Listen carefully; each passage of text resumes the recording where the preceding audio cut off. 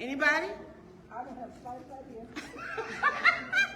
I love it. 10 billion. Absolutely. We have lots and lots and lots and lots of brain cells.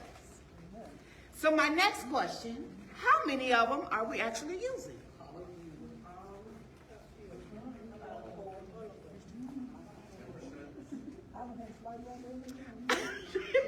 I love your responses. You say I have the slightest idea. Honestly, we're not using as many as we have available to us. However, we are using some, right? Anybody remember Dale Carnegie? Anybody remember that name, Dale Carnegie? Right. Well, he says that we use about 10% of our brain cells. I would venture to say we use a little bit more than that. Because if we look at our brain, there are like three major functions, right? You have the cerebellum, you have the serum, and then you have the medulla, right? And each part of that brain allows us to think, allows us to move, allows us to react, right? So it gives us the ability to do what we do in the world. Because if we didn't have a brain, anybody remember, you know what, as a matter of fact, did anybody watch The Wiz lately? And who was that didn't have a brain? That's a whole nother conversation, but okay. Because I got a whole revelation about that. But literally, we need our brain in order for us to think. And in actuality, guess what? He really did have his brain. Because what was he doing? Pulling out those strips, and he was actually reading them. And you can't read if you don't have a brain, right? Okay. So then my other question to you is, when you think about your brain and how healthy your brain is or should be, what are some of the risk factors that has the potential to affect our brain health? Yes. Someone smoking. Diet. Cancer. Environment. Medication. Everything. I think about everything. Pretty much. But there are specific ones that really causes the brain to deteriorate. Blood pressure. Diabetes. Lack of sleep. Oh, isolation, a huge one. Absolutely. What is it? Stress. Yes. And Right? depression. And depression. Absolutely. And look at this. The ones that we're naming, like smoking and diet and hypertension and cholesterol, those are the ones that we actually have something we can do about. Would you say that? Now, most of the time, environment, we may have something to do with it, but we may not have a whole lot that we can do with it to change the environment. Maybe our personal environment, but not necessarily the environment outside. But we can do something about smoking. We can do something about drinking. We can do something about diabetes. We can do something about hypertension, correct? We can do something about move our bodies, right? We can do something about isolation, correct? Okay. So what I want you ladies and gentlemen to walk away with today is, and I'm sorry you can't see my slides, but I want you to walk away with some strategies and tools that you can use as you think about the things that we can do to enhance and move forward brain health in our communities. Are you okay with that? All right. All right. So you may be saying to yourself, okay, well, who is her? Who is she? Why does she get to talk about all this? Well, my name is Keisha Hazlett, and I am the CEO and president of Excellence Health Career Center. We are a forward-thinking, innovative community organization that actually does a lot of training and workforce development for our healthcare and public health. Okay? So you can't see my pictures here, but I have like tons of pictures on here, like of us doing things in the community. We go out with culturally responsive with our medical van, and we serve people and we help people. We answer questions. We do the cholesterol checks, the blood sugar checks, the blood pressure checks, and so forth and so on, right? She's our nurse for the mobile clinic. I want y'all to know that. Yeah, I am the nurse for, and I absolutely love what I do, right? Someone asked me earlier, so what do you do? I said, well, I do a lot of things, right? Because you can be a jack of all trades, but I master one thing. And that one thing I master is myself, right? And when I master myself, I get to show up as the best nurse that I can be. Amen. With the idea and the intent to create a triple win or a quadruple win for any environment that I'm in. Amen. Yeah, say that. Thank you. So let me ask you some questions, some engagement. Share your knowledge and thoughts about brain health. What would you describe as a healthy brain? Well, for me, no stressing and blood pressure and getting out doing exercising and communicating so I won't be depressed. Perfect. I love it. Okay. Anybody else? What do you describe as a healthy brain? You. Love it. All right. Anybody else? Anybody else? No? Okay. Next question. What behaviors support a lifelong mental health? We kind of just talked about it. What behaviors support a lifelong mental health? Sleep. Somebody said it over here. Who said that? Him. You're right. Sleep. Anything else? Learning new things. Learning new things. Oh my goodness. That right there, key. Key. Anything else? Self-care. Nutrition and exercise. Very good responses.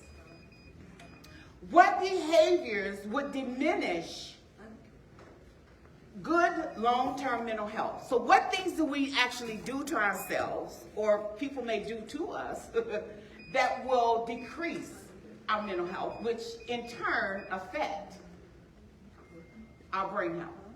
Any ideas? We just kind of said it earlier. Smoking, drinking, right? Drugs. And I would even like to add the wrong thoughts. Stress? Absolutely. So, out of the people that's here, in your community, or in your culture, do everybody see dementia as the same thing? What culture sees it different? Anybody want to share? How does your culture see dementia? How do they look at it? Anybody want to share? Yes. Now we're starting to recognize it. Instead of saying that somebody's all crazy grandma, crazy auntie, now we're starting to see it and recognize it and ask for help.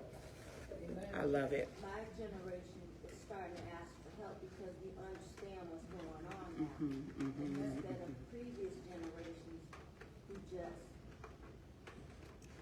put that person, took care of that person, but put them over to the side and watched them until they died. Now we're starting to try to figure out what's going on and take care of them until they grow older and take care of them. Absolutely. I love that. I love that. Her generation is taking charge. That's huge. We've come a long way. Would you agree? Absolutely. Anybody else want to add? How does your culture view dementia or memory loss? No one else? Okay, no problem. So, and we talked about, some side effects or some risk factors that has a potential to affect the way we think. Not the way we think, dementia. right? Now, I would like to add, and this is my own theory.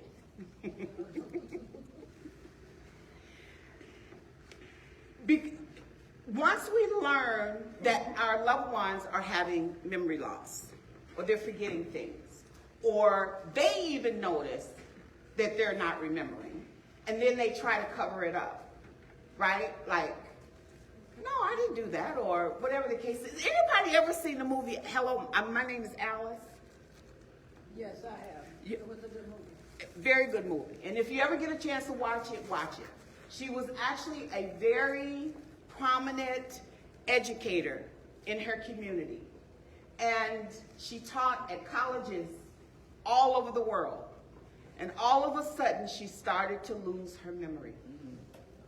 And the only way that she could remember was to put things in her phone. And the phone would ding to remind her what it is that she need to do. And every time her husband would mention something to her, she would always cover it up. She knew that she was losing her memory, but she didn't want to face the fact that I am a young 40-year-old woman and I'm losing my memory. That's scary, right? But we're here today, and that's why we come to things like this, so that, guess what? We can educate ourselves, okay? So, statistically, more than 6 million Americans are living with Alzheimer's by 2050. This number is projected to rise to nearly 13 million. That's a lot of people. We got a lot of work to do. 1 in 3 seniors die with Alzheimer's or another form of dementia. It kills more than breast cancer and prostate cancer combined. The lifetime risk for Alzheimer's at the age of 45 is 1 in 5 for women and 1 in 10 for men. And this is per Alzheimer'sDementia.com. So, let's have a quick quiz. Protecting our brain. I'm going to ask you a question and you tell me true or false. Okay? So this is part of when we do activities, what does that do? It helps us to enforce learning, correct? It helps to fire off neurons in our brain, right? Connects the dendrites, which helps us to think more. It's almost like a light bulb that comes on in our brain, all right? So, and we do this by asking questions and having activity, like you mentioned, you know, gaining some new knowledge. So, true or false? Practice good sleeping.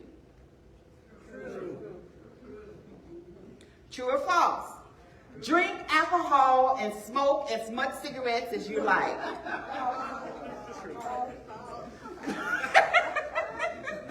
Just play it. 3, maintain a healthy weight for your body type.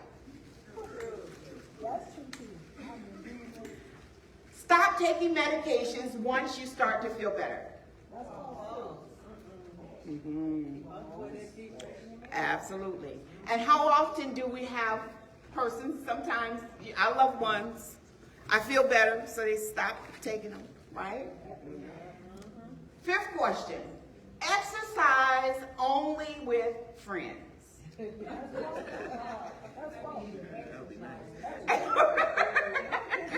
That would be a perfect world, right? If you could only do it with your friends. Okay, the last one. True or false? Fried pork chops in gravy with white rice is considered a healthy meal.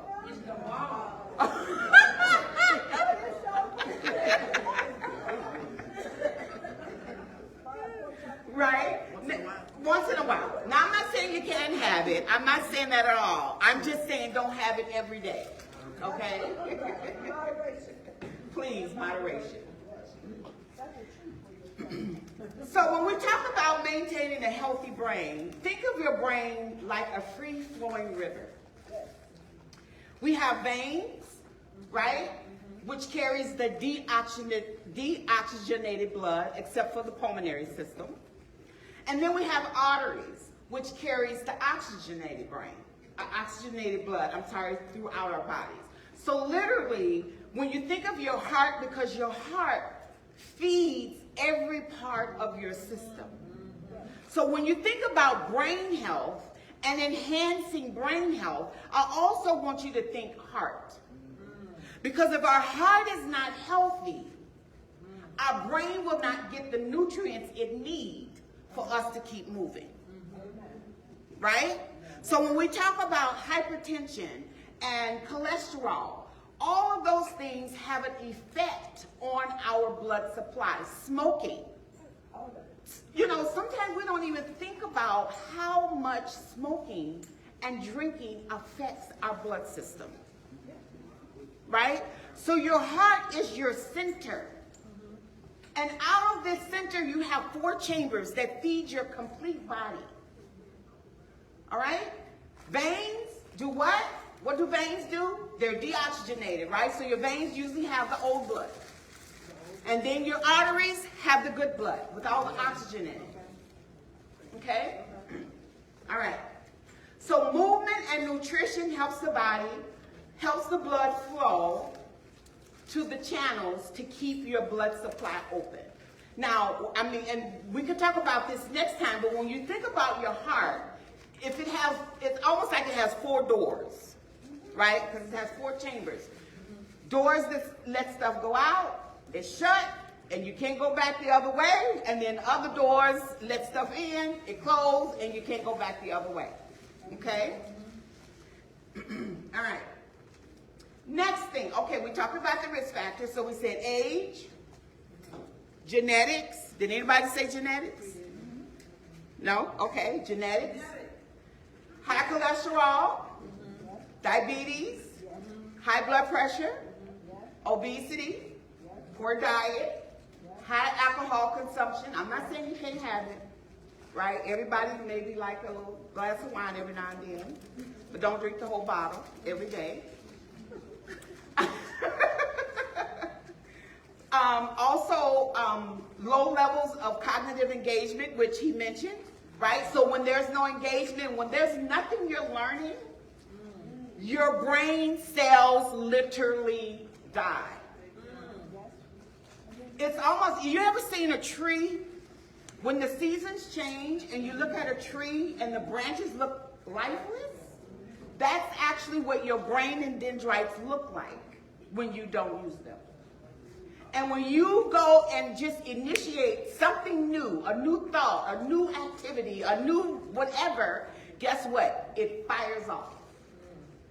We are fearfully and wonderfully made.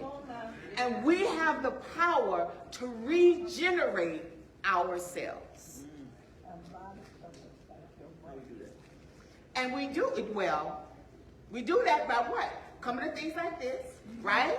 Talking to people, making sure you're having good, healthy conversations.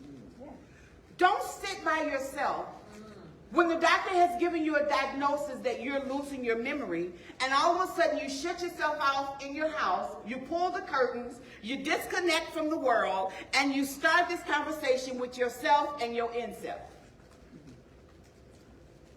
And then guess what happened? That's not good at all. That's not good at all. And then you start to spiral down. And next thing you know, guess what? Lights out. Right? Yes. You said about age. What age bracket are we looking at for these things to occur? Okay. Somebody help us. Come on, community. What's your question again? You mentioned about age. What age did we start maturing when it comes to these symptoms? Can I answer that? I know I'm not a doctor, but can I answer Yes, that? please. It can really truly be any age, because it really depends on what's wrong with you. So at an early age like me, I got sick with cancer at an early age. But when I did my radiation treatments and stuff like that, it damaged a lot of stuff in my body. And so, like my whole right side of my whole body, it's like my lymph nodes don't work. So the fluid. So I have a lot of fluid that builds up on my right side of my body, including my brain. And so I I had to go and learn how to make this fluid go away and come on the other side from it. And it took years of learning that. And then it took me years of learning how to eat right because I was a diabetic. And I was just studying so depressed and sitting around from being sick. Yeah. And I was even on hospice. But I had to start exercising. Okay? So what age was that? I was at just turned 50. 50. I was Okay. just turned 50. Okay. I was really 49 when I was sick. Okay. And I was really, it was before I was 49 because I got sicker and sicker and didn't know I was that sick. Okay. And So let Miss Beverly, you was going to chime in. Thank you for sharing. We appreciate that. Go ahead. I was just going to say that her testimony is what we should be working on. So it's not when you get 75 or 65. now, It starts really early, and that's why it's important, like Nurse Keisha says, that we do the things that we need to do to stay healthy, keep our brain healthy, keep our heart healthy. So they're showing now that as early as 25, that they're seeing young people because of their activity and not doing the things that need to be done, that they are beginning to have what is called a decline in memory. Remembering the math equations, remembering how to get from one point to another if they're driving into an area that they've never been for. And so, as been mentioned, it really has to do with the things that we described: your blood pressure, your intake of fatty foods that are high cholesterol, which young people do a lot, as well as exercising, which is another thing that young people have stopped doing. Absolutely. Very good.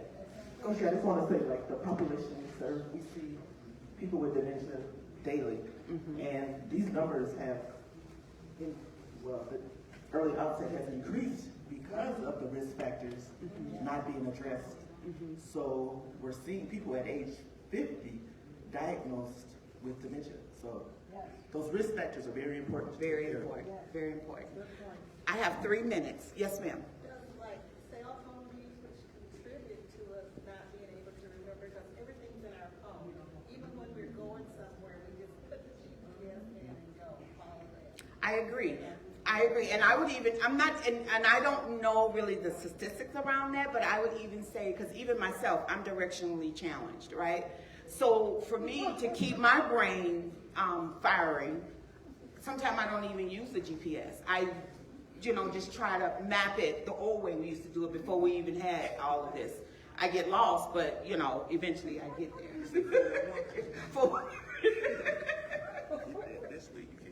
Okay. So one more engagement. This is a brain teaser. During a visit to a mental health facility, a visitor asked the director, what is the criteria that defines when or if a patient should be institutionalized?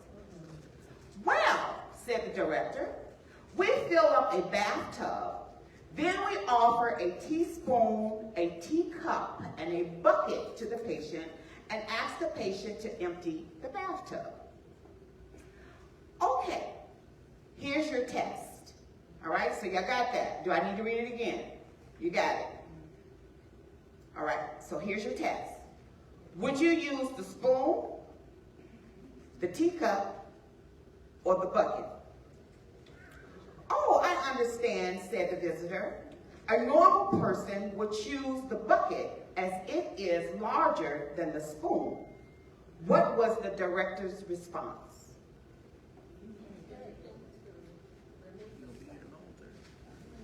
Huh?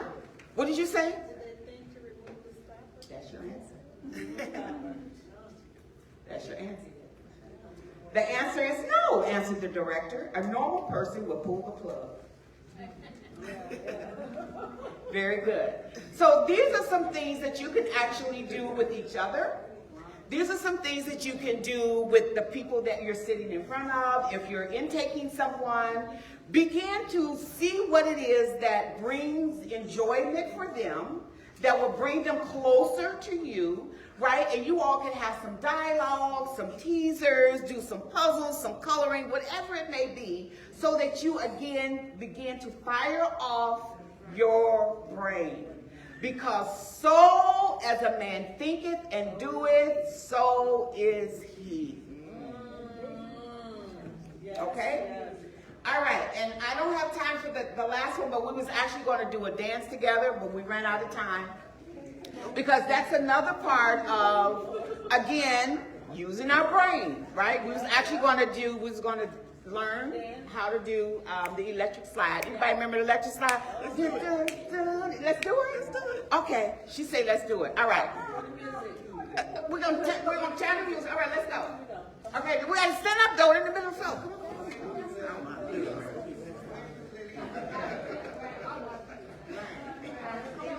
Come on. Come on, I'm gonna lead you.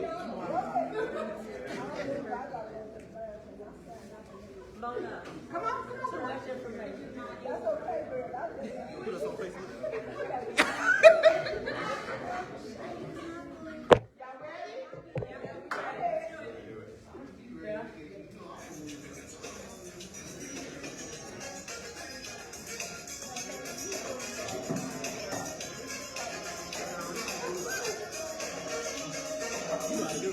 Come on. Come on, let's go this way. Which way you going? This way?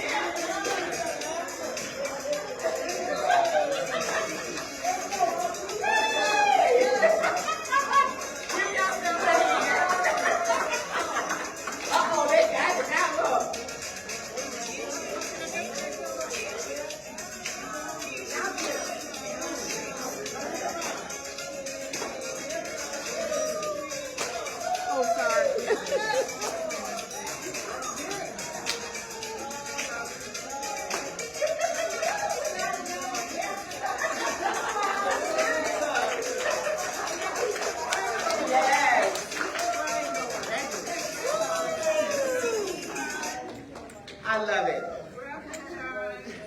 Thank you all for engaging. Give yourselves a round of applause.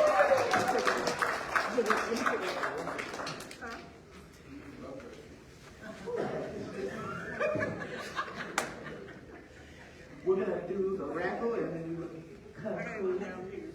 Okay.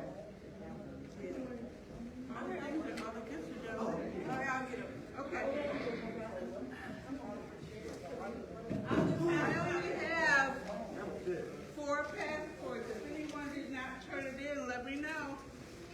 Thank you, Keisha. Thank you, Keisha. That was awesome. Good. That was good. I just want to thank everyone for coming out. This has been truly an adventure. It was good. Thank you for the lesson, Keisha. Oh, you're welcome. Thank you. Remember Project? We'll be on the Zoom next week.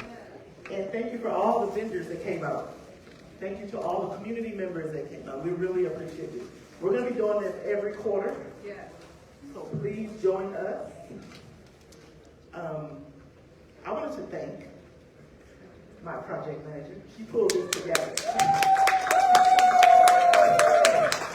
I let her use her creativity. She called everybody. I know each of you know her now. I was in her role last year. So I kind of gave her the goals, and she ran with it. And here we are. So And she did a great job. Thanks for listening to it all. Now we're going to do the raffle. Again, I thank each and every one of you for coming out. Miss Keisha, she always comes through with her presentation. Also, Miss Prost, she's our nurse, our community nurse, and we always have her on our platform. And also always giving good advice. So, and I thank the church. Yes, thank you. She always keeping us together. We've had to switch. We adjust. Like, okay, something ain't right. Move over here. We don't go ahead and do it. We had a little prayer. We had a moment. We had a prayer, and we just kept it moving. So, yes. Yes, I have it. Oh, Okay. that's our community health worker up there. Talana. Mr. Lana! We had Mr. Nicole, our community health worker. Mr. Cole! And Miss Keisha.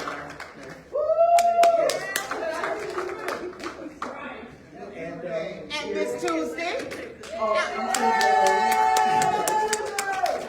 Absolutely. The glue that keeps us all together. First number is.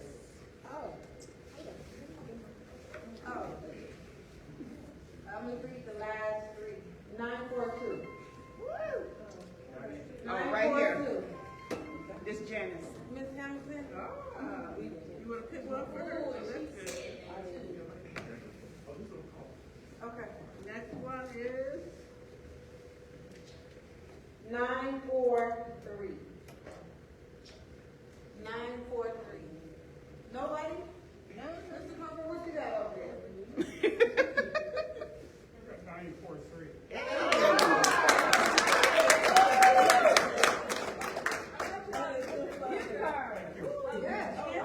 Okay. Did you see him dance? Oh, yeah. I want to be sure. You didn't know about Mr. Colbert? Would I take a picture? I know, I hope somebody did get some pictures. Oh, I didn't get no pictures. I got a video.